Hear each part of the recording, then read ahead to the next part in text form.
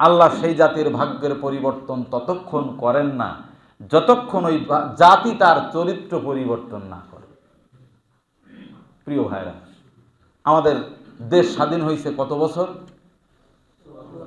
54 বছর পার করে ফেলেছি আমরা।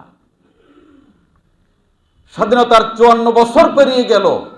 স্বাধীনতা যুদ্ধে যারা জীবন দিয়েছিলেন, যে উদ্দেশ্যে দেশটাকে স্বাধীন করেছিলেন, এই জাতি কি স্বাধীনতার সুখ সঠিকভাবে আস্বাদন করতে পেরেছে?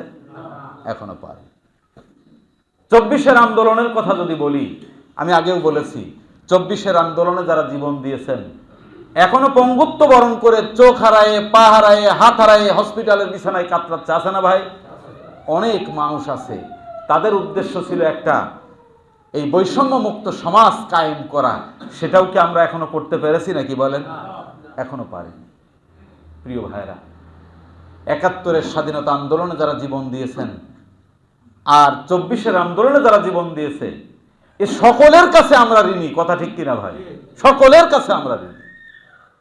এই ঋণ পরিশোধ করতে গেলে এই ক্ষুধা দারিদ্র মুক্ত এবং বৈষম্য মুক্ত একটা সমাজ আমাদেরকে কায়েম করার জন্য সর্বোচ্চ চেষ্টা করতে হবে। রাজি আছি তো ইনশাআল্লাহ? আর সেইটা করতে গেলে কয় দফা মূলনীতি? কয় দফা?